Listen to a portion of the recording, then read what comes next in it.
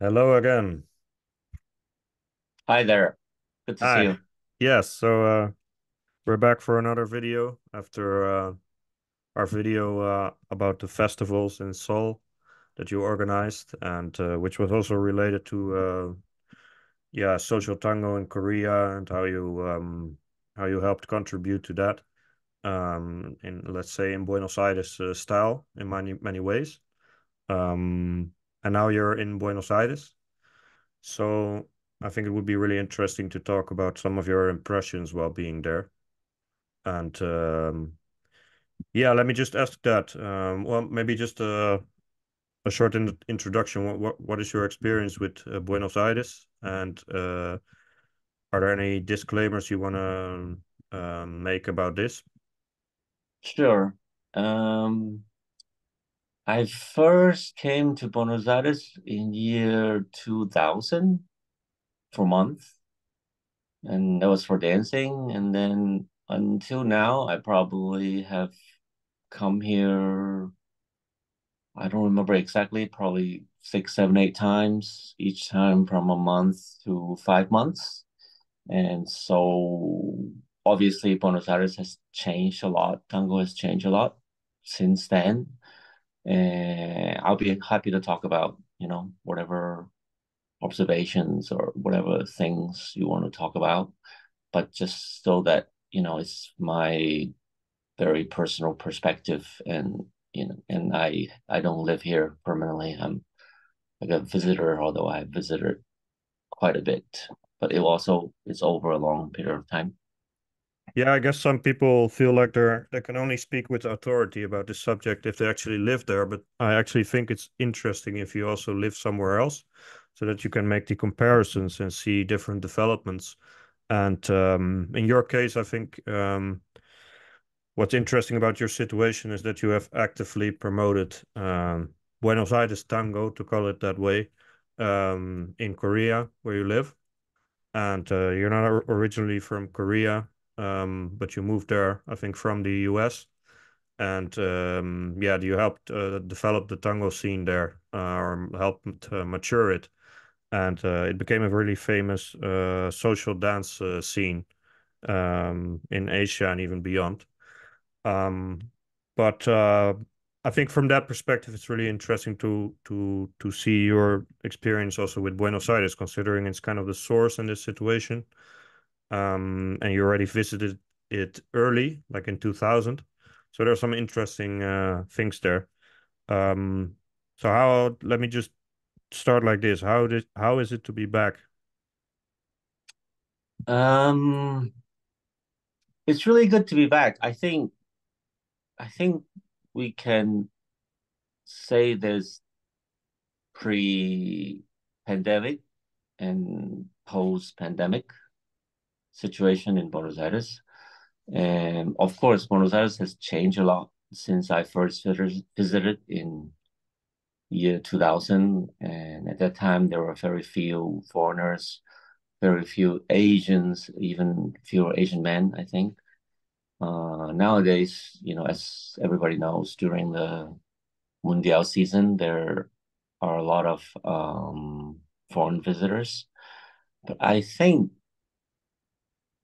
and what I've heard is after the pandemic, the scene has changed a lot. Many people who were dancing before the pandemic are not coming out to dance anymore. And some older people, because maybe partly because of the lack of milongas, lack of social contact. Actually, some of them have passed away. So pre-pandemic and post-pandemic, it seems like the scene is quite different. Also, obviously, economically, the country has been going downhill a lot. There was a big election earlier this year, so it's the country is in a very difficult position as well. Um, some random thought, when I first came, it was $1 to one peso. Now is last week was $1 to 1,300 pesos. So obviously things have changed. a lot, a lot, a lot, a lot. And also, me personally have changed a lot. When I first came, I was looking to dance as much as possible to find places where I can dance, and because I didn't speak the language at all, and I found it very magical that I could dance with the people, but not being able to talk to them. But now my focus have shifted. I don't visit milongas so much, like maybe once or twice a week, and instead I do other things. So a lot of things have changed. So how come you don't go to salons To often? milongas, Yeah. um, I think the several reasons. One is my need to dance a lot is gone, I guess. I rather dance the tandas that I like, and that's a little bit harder to find. It's not like I go to any milonga, I can find the music that I like. The music sometimes I don't really like it, and then sometimes it's hard to find the people that I like dancing with. One major issue I think is the line of dance. There, 2 years ago, me and my partner also came for about 4 months, and we went to more milongas then. But for us, the line of dance is really not so good. It's either people it's not really advancing so much, or people are really bumping into each other, and it's become a sort of source of stress.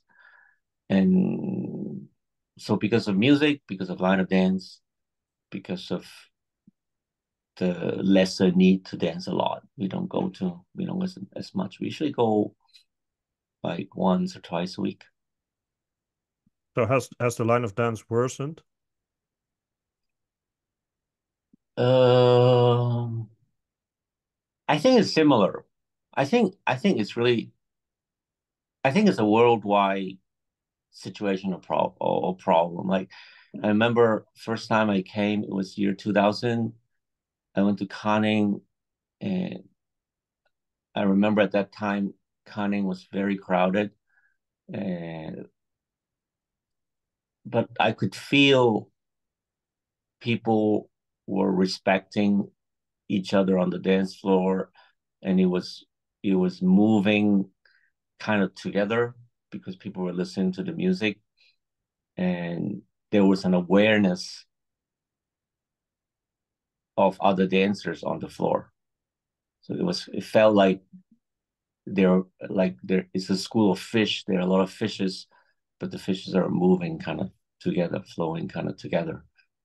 But it seems as the years gone by, this awareness of other people on the floor, it's becoming less and less. And as a I make a living from teaching tango. I have to confess or to admit it's something rather hard to teach, because one is it's a skill that you have to acquire, how you can dance well with your partner, protect your partner, dance to the music, enjoy yourself, at the same time pay attention to the people around you, be respectful to the couples around you, and advance in the floor.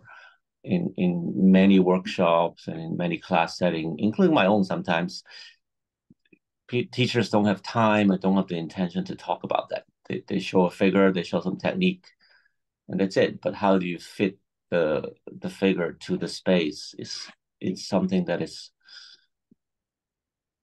not very promoted, I would say, in tango education nowadays. At least as I think it should be. So um so I in 2 years ago in the milongas, I saw is sort of many milongas are everybody for their everybody is sort of dancing for themselves. And then another thing is I see a lot of people would enter the floor, but they would not pay attention to the people who are already on the floor.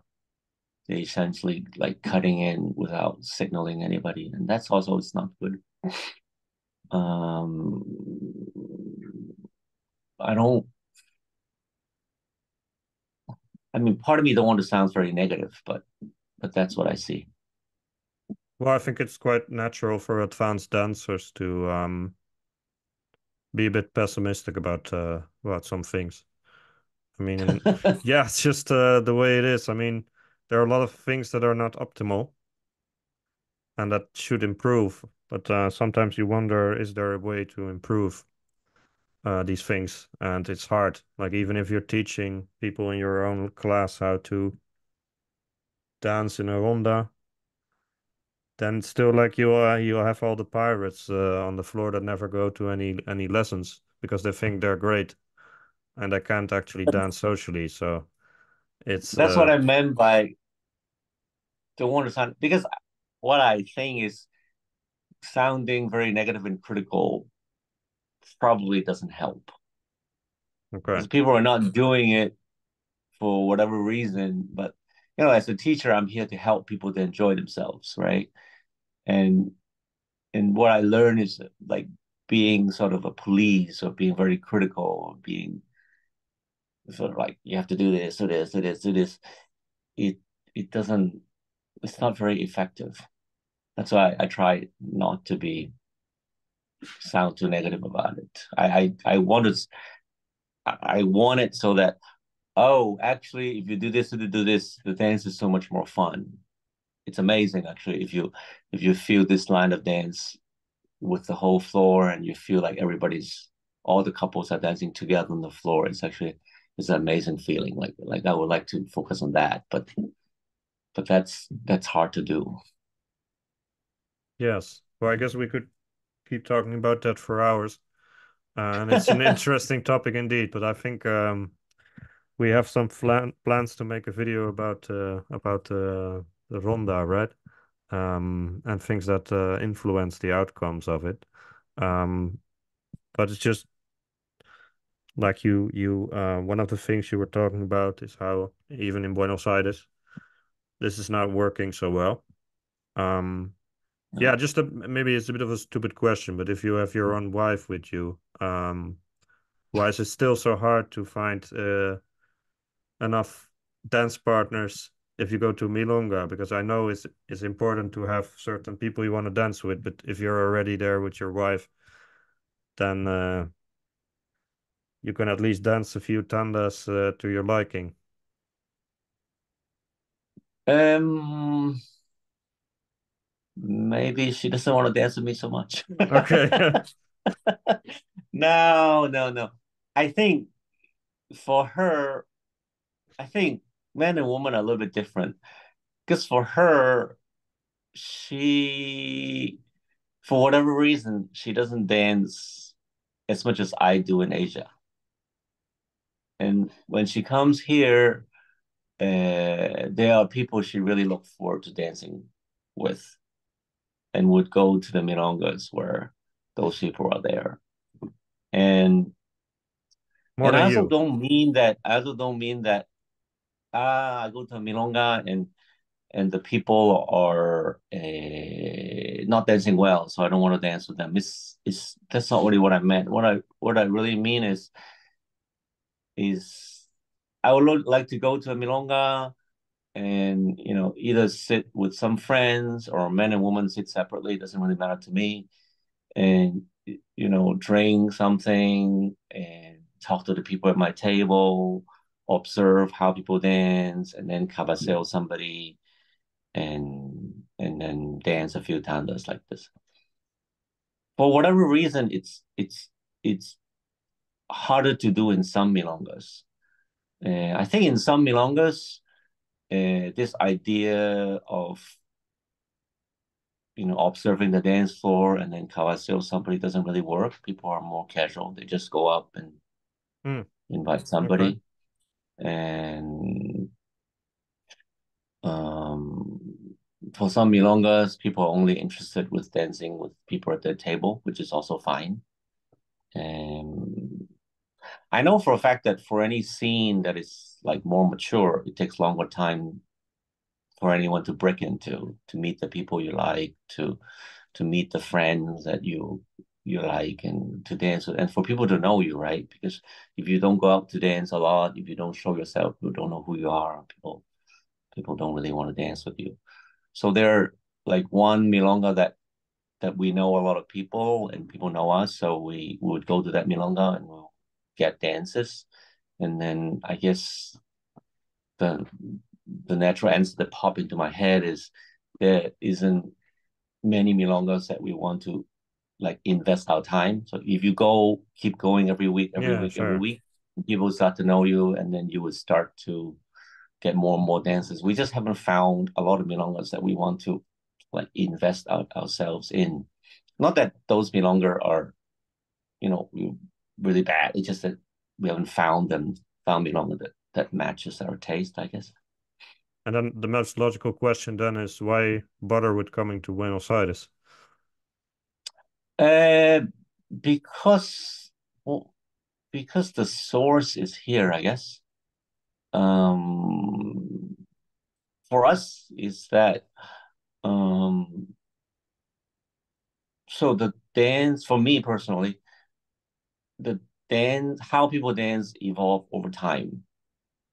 So there is a way how people dance in the 40s and 50s, and then tango kind of stopped, and then it came back in the 80s and then 90s, and then around 2000 it changed a lot. It became more and more popular in the world, but also the way people dance changed a lot. But how people dance um, before 2000 or before 1998, before the late 90s, for me, it's very interesting, and I would like to study more. And it's not easy to find people to learn from, but if you are in Buenos Aires, there are people who teach that, and you can learn from them. So that's one reason why we want to come here. Secondly, also, I think tango was made in Buenos Aires during a certain period of history. That history is in the past, but Buenos Aires is still here. And if I spend time here, if I get to know about the people here, if I get to know the language, if I get to know more about their attitude, I can understand tango better. It's not the same thing if I had lived in the 40s and 50s when the music was made, when a lot of the dance vocabulary was made. Probably I could understand tango even deeper. But this is in approximation that I have to accept, I guess. Yeah, these are again really mature answers in a sense. I like that a lot. Like they're really profound answers to why somebody would come to Buenos Aires. So when you first came to Buenos Aires, you just wanted to dance, dance, and dance. I guess we all go to these through these phases. But then at some point you're at this phase where you're, well, this is maybe not how you worded it exactly, but you're getting to this phase where your desire is more complicated, I guess, or your standards are have become higher in many ways. But that's not bad either because then you just enjoy things differently. Or and I know a lot of people who used to go to Buenos Aires and they don't go there anymore. They go to maybe a cultural difference if you're in Asia, but there are a lot of people here in Europe who are not longer really going to Buenos Aires because they can also find their dance experiences at encuentros and marathons, and going to Buenos Aires has also become really expensive. So but there are a lot of people who just went there for the dance. But there are also people who go there for the culture. And I'm like, I haven't been there for 7 years now, in part because of health and finances. But for me, Buenos Aires is much more than just a milonga, and not just in a possibly shallow sense. Like, for example, you just go there and they speak another language. I mean, that's interesting. That's part of what you should learn, right? For tango, you should learn the language as well. But it also goes much deeper. Like I just want to be there, and I want to just experience the culture, like you said, or I want to go to certain places that have a historic value. I want to meet certain people who know more about the past. Like there's so many, it's a playground still in that sense. And of course, a lot of people who are interesting and were good dancers have passed away. So an entire generation of people like that have passed away. But still, um, there's so much depth you can still find in Buenos Aires, and I like seeing that reflected in what you're doing over there. Yeah, I for me it's different. Tango, it's has different sort of importance to people's life or mean different things. I know that for some people it's the dance is fun. It's also a vehicle for people to travel, to meet a lot of friends, to meet a lot of nice people. And I think all this is good. And um just for me personally is I chose this as a profession, so I want to, and partly I feel responsible to go deeper into it. And one thing I talked about before was, you know, you also mentioned is the people who were dancing in the 40s and 50s. I think most of them have died. And also, there are not so many people who have actually directly learned from them or who have seen them or who have danced with them. Those people are also very few. Those are the people who started dancing in the 80s and 90s. And there are not so many of those people left. I mean, sorry, there are not so many of those people, period, because in the 80s and 90s, tango was not really popular among the younger people. You know, there are really famous dancers like Miguel Angel Soto or you know like Gabriel Angel and Natalia Gomez. They learned directly from those maestros, milongueros, and they have touched them, they have danced with them. But most people who started dancing in the late 90s or after the 2000s, many of them have not seen or danced with these milongueros directly. And for me, that's I guess that's a big loss because I believe a big part of tango, the dance, is transmitted through touch, not through words. Something you have to touch and feel, and it once you dance with somebody, that person leaves something in your body. Like for example, when I first came to Buenos Aires, I danced here for a month. I found all the dances I could have, and then I went back to San Francisco where I was living, and everybody said, "Ah, something changed in your embrace. Something is different in your embrace." And then slowly, after a month or 2 months or 3 months, that whatever thing in my embrace sort of just dissipated. I just gave it away, I guess. Yes. And and that's what I believe is the touch. A lot of tango is transmitted through touch and feel, and so you need a critical mass of people to pass tango on to the next generation. But if there was a bottleneck in the 80s and 90s of the people who learn tango, which I believe there is, then whatever the older generation discover and developed, it's kind of lost because there wasn't a big enough group of people to transmit the tango through touch. And nowadays, a lot of the movement and the technique is transmitted through vision, through videos, Instagram and YouTube, and and but there's no touch. So it's sad that part is can be lost.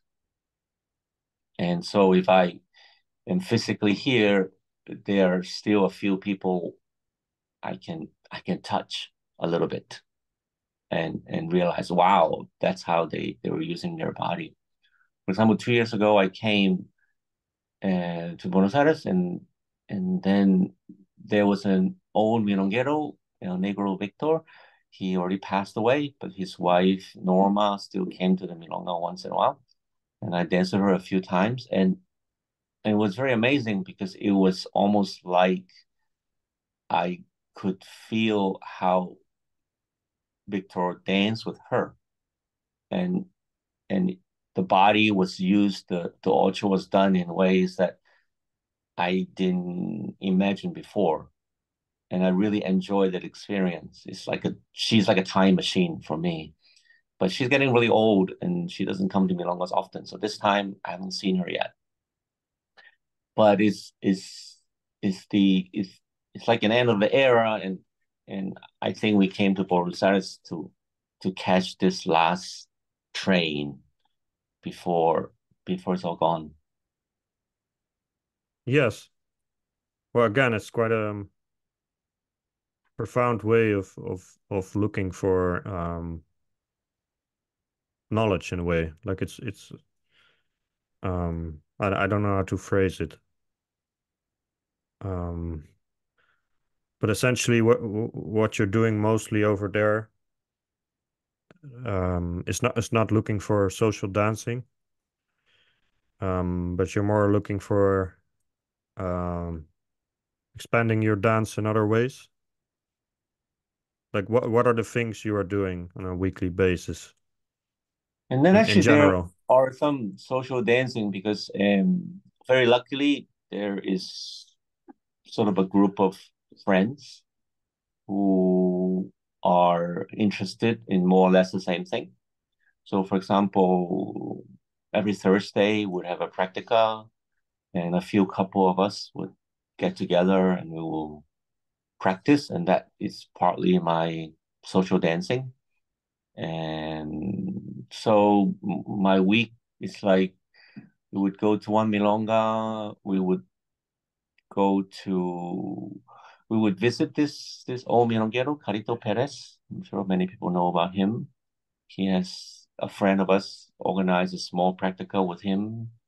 So we would go there. We would take some classes from uh, Gabriel Angel and Atelier Cames, and they are, mm, they have learned directly from this milonguero. So we learn a lot from them.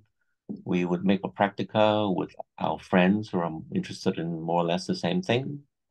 And we also had other teachers from before who are very important to us. So we would see them, like Javier. We talked about him in our last video about Yeah, making a Javier festival with him. Rodriguez.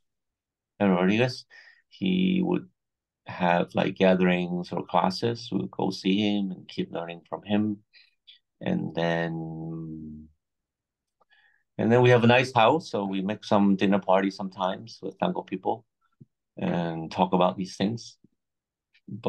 And then 2 years ago when we were here, we also learned from Raul Bravo. He was one of the top dancers, but he passed away, I think, I don't remember, earlier this year or late last year. And that's sad because we just learned from him towards the very end of his life. And he couldn't really organize his mind around like a very organized class anymore at that time. Ah, yeah. It was more like a free-flowing practica. He doesn't remember what he showed in the beginning of the class, and he will give a different pattern to a different student during the class. But just learning bits and pieces from him and going to eat with him afterwards and hear him talk about the old days, hear him how he, opened tango school with Todaro, that kind of story was fun. Sorry, he And opened a I think he opened the tango school in the beginning together with Todaro, okay, Toraro, yeah. together with Todaro. Hearing him talking about those stuff, and it's fun. But since we came 2 years ago, and then this time And Raul passed away. El Chino Perico passed away. Toto passed away. I don't know if I'm missing anybody. So they're almost all gone. Yes, and you mentioned that you have friends who are looking for the same thing approximately. Yeah, Yeah, there so are. what can you just explain it again what it is? What exactly you guys are looking for? Especially like you explained what you are looking for, but are these people like looking for the same thing, trying to learn from an older generation through whatever means available, or do they have other goals? What did you mean with the shared goals? What I mean is the way I look at it is that there are a few main ways of dancing tango nowadays.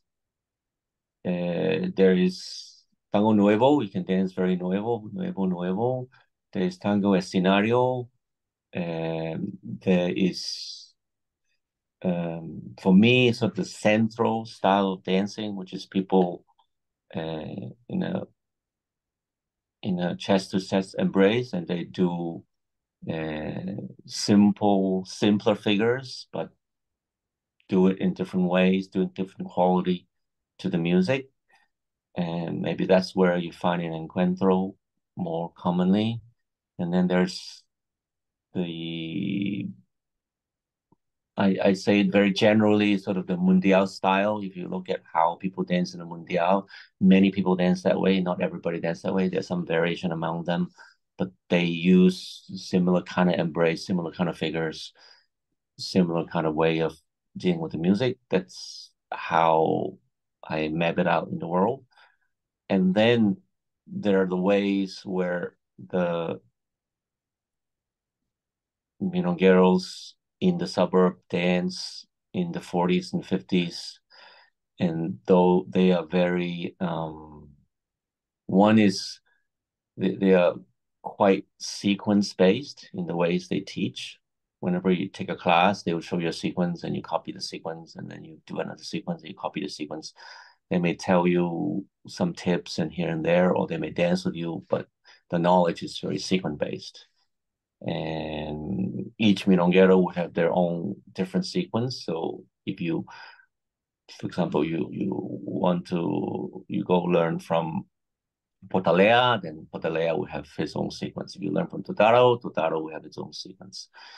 And then each of these milongueros, usually they are better at dancing with one orchestra. They don't dance with, they don't perform to all different orchestras. It's not like today where all the teacher would dance 3 to 5 songs and then different kind of songs and then milongas and vows. It wasn't like that. The milongueros, they would just dance one song when they make an exhibition, and it's usually to one kind of orchestra. Um, because some of them are more origero, more sharp, more like D'Arienzo. Some of them are more smooth, more simple, like Potalea. But anyway, so there's these old milongueros how they dance, and nowadays most people they don't dance that way, and many people think, understandably, that if you learn that way, you cannot really dance in a milonga because it needs space. And some of these milongueros, the way they teach or the way they dance, they use their arms a lot, and it's very uncomfortable. All these kind of criticism I've heard before. Some of it's true. I understand that. But there's a lot of tango in how they dance. And then there are some people that I know of are interested in this way of dancing. And so we go learn that and we make practicas with friends who do that. And and then there are also professionals who take classes to learn about this because some of these figures are very creative, very good for shows. So if you're professional dancers or you're show dancers, you need more figures to make choreographies. It's good for you if you know, for example, Todaro is a very have a lot of great sequences to use. So, Does that make sense? yeah, so how about you? What are some of the things you have learned? Um, I what have I learned?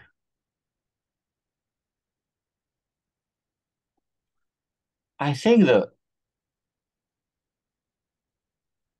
one primary thing I've learned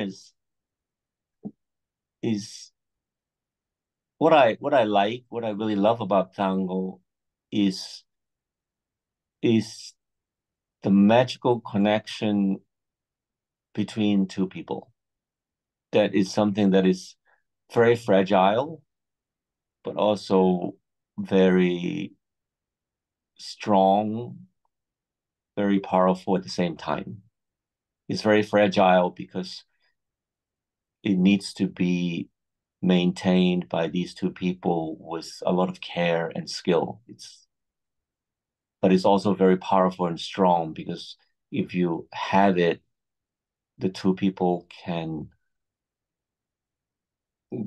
create amazing dance, very touching dance with tango music that attracts to me to tango a lot. And when I was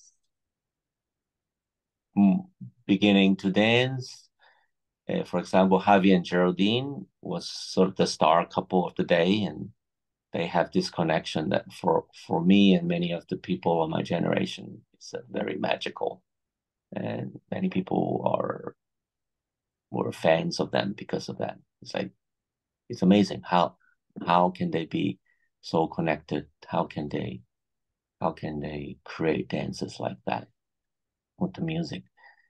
And also that with that connection, somehow the couple can communicate the sentiment and the music to each other and to the audience.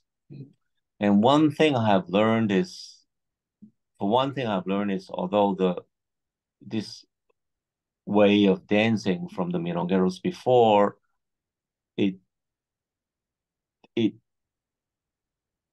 the concept of the dance is very different because it's very sequence based.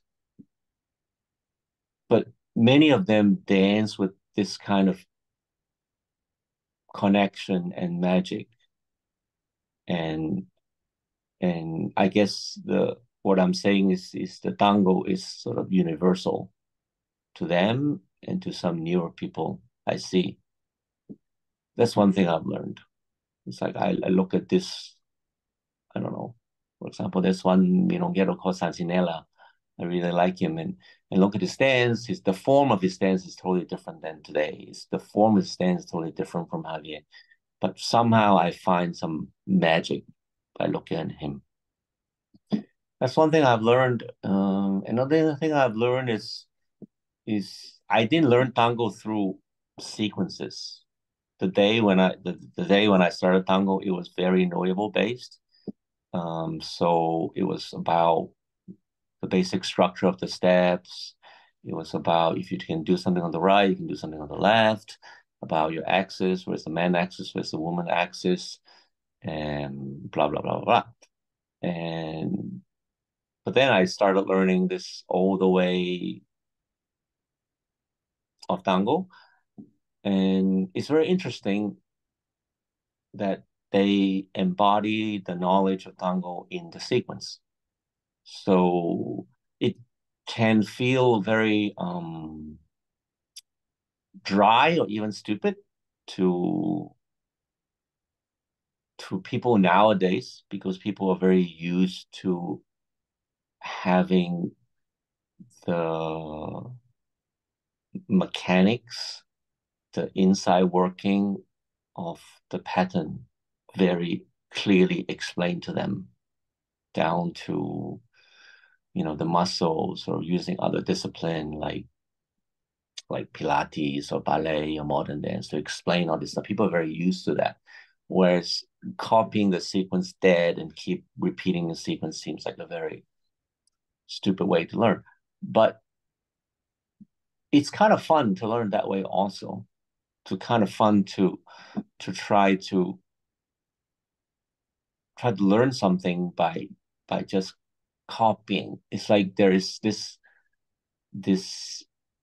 I don't know, that this piece of clothing, see how you can wear it so that it fits you, or see how you can modify here a little bit, modify there a little bit. Then you feel the point of why they're doing it that way.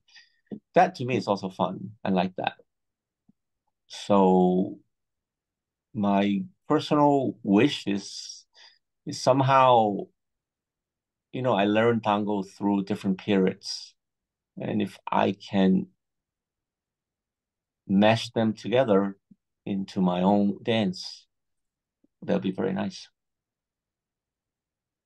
Yes, but do you think that it isn't some kind of shortcoming that these guys were mostly teaching sequences, whereas a lot of the magic that happened were not about the steps they did, but about a lot of other things that are hard to emulate, like the connection part, that are hard to emulate for people nowadays?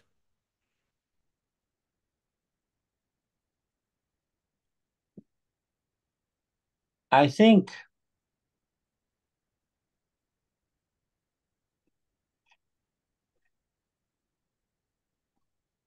I think there's a difference between understanding something mentally versus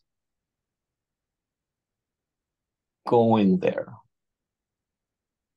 And it's good that there is more clear explanation, but the danger is replacing actually experience something with understanding that in our head.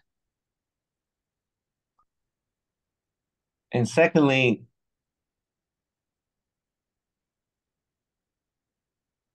words have limits. I think if we can describe exactly what it is by words, and the people who hear the descriptions can reverse engineering it with their body, then that thing would not be so magical. It it takes it one needs to do it and search for it and allow it to happen in their body in order to reach that to reach a new experience. Does this tie in to the what you said earlier about that you, for example, wanted to embrace some of these people so that you could feel what makes them special instead of just watching a YouTube video of some person? I Yes. mean, it's kind of the same, right? Like, Yeah. um, Or it's like for me it's very much like cooking because it's very important for chefs to taste their food. And cooking shows works because food nowadays are presented in a very amazing way. And it's a lot of color, a lot of shapes, a lot of contrast. But you will never be a great chef if you don't go taste the food because that's what it counts. And I think tango is the same. And if we look close enough, we can feel there's some magic there. But if we don't try to actually gone through the sense of touch, whether by luckily touching the person directly or by practicing between two people or through social dancing, searching for a new physical sensation, we'll never get it, I think. I think searching for being open to and searching for new sensation is really, really important in tango. And also for me personally, uh, I am from Hong Kong and I my body in terms of its flexibility and strength, I think is very different from um, from many Argentinians. A more direct way to say it is I have a lot less force, and a lot of the tango moves is made by different kind of force that they use. It can be more violent, or it can be more subtle, suave kind of force. But there's a lot of force. It's not in For me. It's not in my nature to use a lot of force. But if I learn how to, or if I'm encouraged myself to do it more and more, it gives me a richer sensational experience.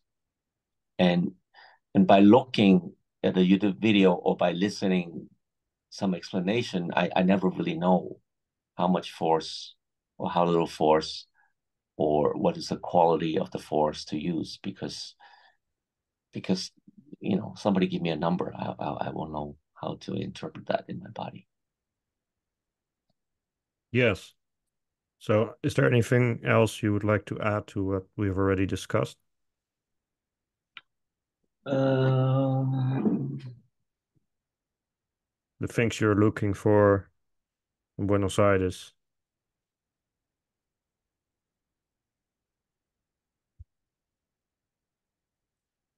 I think it's only thing I want to add is for people who feels the call of tango, don't delay coming here. That is the thing I want to say, because I know it's far, I know it's not cheap, I know it's not easy, uh, but for the people who feels the call of tango, come here. So you will get As these soon as possible. intangible qualities we talked about during this video. They can kind of soak that up in a way. They can Or they make, soak up something totally different. I don't know. I just feel, if I'm really, really into basketball, I would go to the US. Or if I'm into baseball, I would go to the US and I will yeah, watch a Yankees game. If I'm, really into judo, I'll go visit Japan at least once. Although nowadays, you know, there are many good basketball teams in the world, and there are many good judo yeah, just like tango, right? players. But it's the source. It's the But it's source. still You the need to. source. Yeah, yeah, yeah, It's yeah. the source. How did it happen there? It is because it's not. If it is only about skill, it's different. But it's not only about skill. It's about something between the people, and you need to go there to feel what is between the people that makes tango tango. So it's a kind of flavor that you may pick up by going there and doing the right things and Yeah, learning not only social dancing, maybe learning a bit. and I believe everybody would find something different. Some people would find, actually, I don't really care for Buenos Aires. I know of people who came and they don't really like it. They think it's dirty, or the food is too uniform, too boring. Bland, It's yeah, all bland. beef and potato, and they find, actually they can find, the milonga is not so much fun because I'm Asian and the Argentinian's body is much bigger. It's much easier if I dance in Asia. Our Asian bodies are more similar. I I have heard these things and I understand them, but it's just, I feel if you really feel the call of tango, you should come here at least once.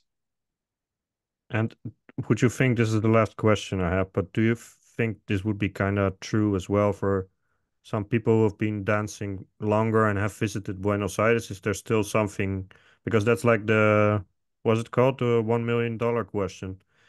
Um, is it still worth it to go to Buenos Aires? And I've listened to your story, like what you said today.